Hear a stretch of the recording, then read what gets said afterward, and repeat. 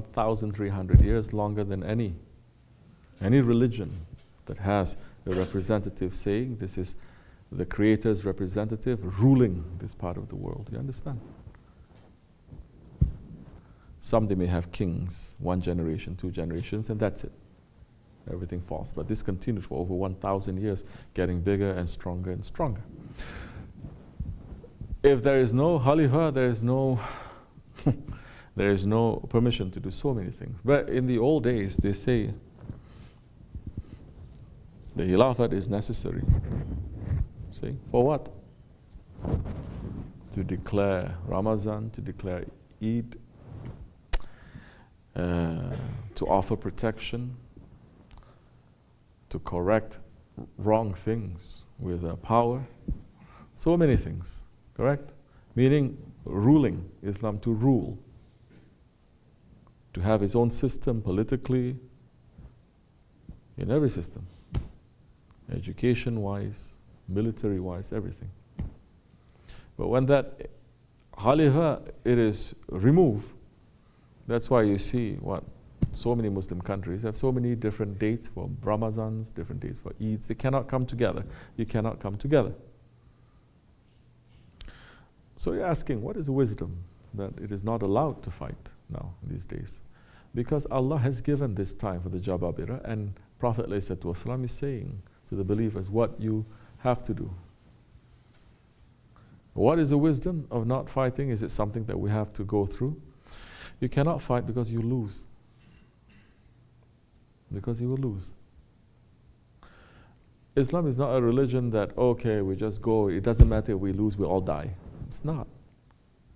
That's also going with the ego. Is it an order? Is it an order? Because there's no such thing as a suicide mission in Islam. You understand? In fact, the Prophet ﷺ is saying it is forbidden for you to go to war if you know you're going to lose. If your arms is less than that. If there are so many conditions now. Who sets these conditions? The Khalifa, the system, the Khalifa, the Shaykhul Islam, the whole system there. Now everything is taken out, so everything becomes individual now. And people are declaring, yes, you can fight. They say, no, you cannot. There's so many things now. They cannot come together. There is no head. What is it that the believers are made to go through? Believers. Allah is saying, oh, believers, believe. What is it? Allah is saying, if this world is, say, 7 billion people, 6 out of 7, they're going to be finished in that war. And those who are going to be finished, they're going to be sent to non-existence. This is a big test for the believers. What is the wisdom of Allah subhanahu wa ta'ala showing? Saying there is a time of Dajjal, because there is a time of Dajjal. And Dajjal is going to test everyone. He's going to test those ones in the graves, those ones who are living. He's going to test you with your faith. Are we looking? And these are all, let's say, things that the Prophet says are going to happen, and this is what's going to, and these are the things that you have to do. So now, who is looking? Let's say 2 billion Muslims. Who's looking to see this? And to see what we have to do in this Akhir Zaman? Or the leaders of the Muslims themselves saying there's no such thing. Don't talk about Mahdi, don't talk about Dajjal. Don't talk about Akhir Zaman. Don't you see, new world order, we're just now starting to have a bite out of the big cake. Don't talk about those things. Whereas all the prophecies of the Prophet ﷺ is coming true. So the world, the heads themselves, they have completely been corrupt, and they're corrupting. What are the believers supposed to do? Believers are going to see that this is the second Jahiliyyah. This is the second age of ignorance. Are you seeing that this is the second Jahiliyyah? No, you're not. It's a wonderful world. Goodbye, Charlie, Shaykh says. You are seeing, you're understanding the second Jahiliyyah. Second age of ignorance, where there's destruction everywhere and there's poison everywhere. But you don't need to be a Muslim to know this. In fact, there's so many non-Muslims. I just asked a question about global warming. It's one of the things that we've completely destroyed in this world. We destroyed, can you imagine, we destroyed the natural structure of this world that thousands of years they can't even touch. And world has become industrialized in a big scale, let's say past 100 years.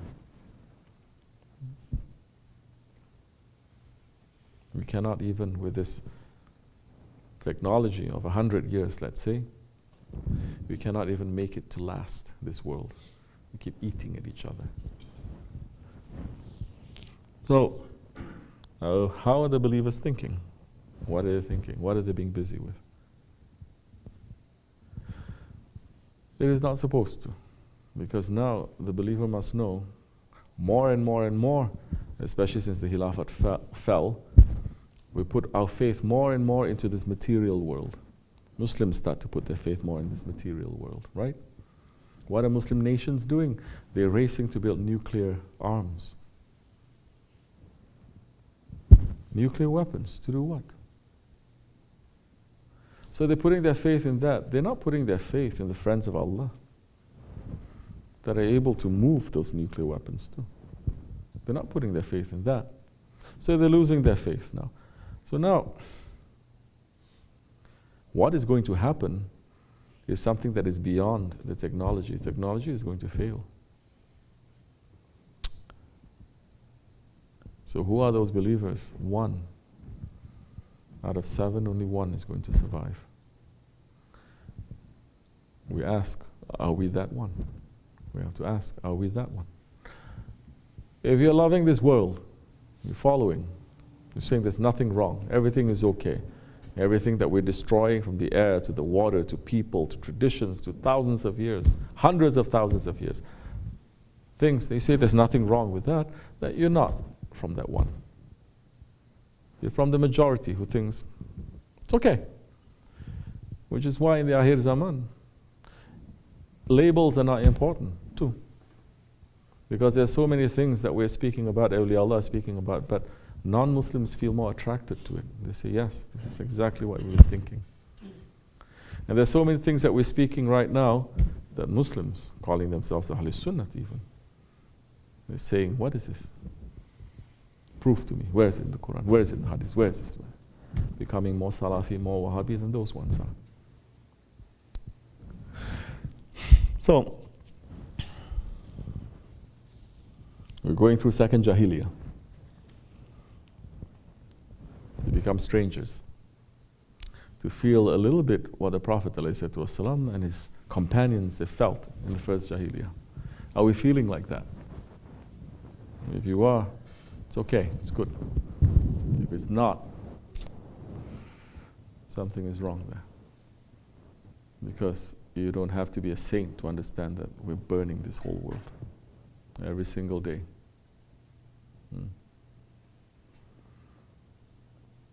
Who understood the danger of, let's say,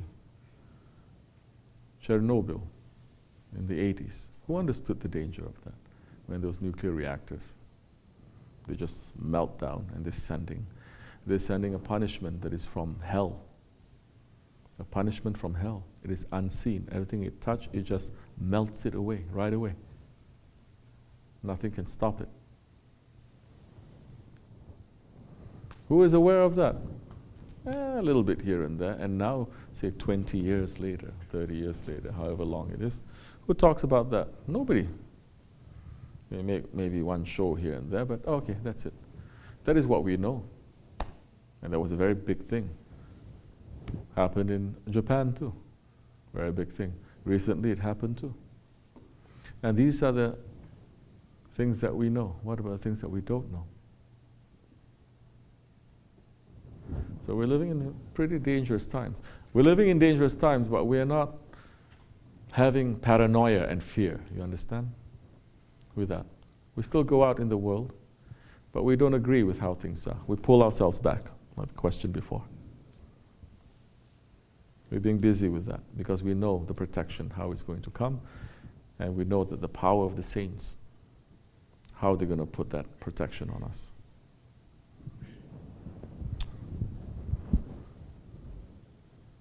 If you're fighting against your nafs, you'll be able to fight against these dajjals. If people already think they are saints, big problem. Big problem. Because Dajjal is going to say, I'm going to make everyone a saint.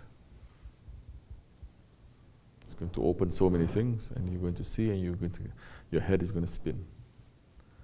Hazrat Mahdi alayhi salam is bringing the sunnah of the Prophet alayhi salam. May Allah forgive me and bless you, inshallah. Al-Fatiha.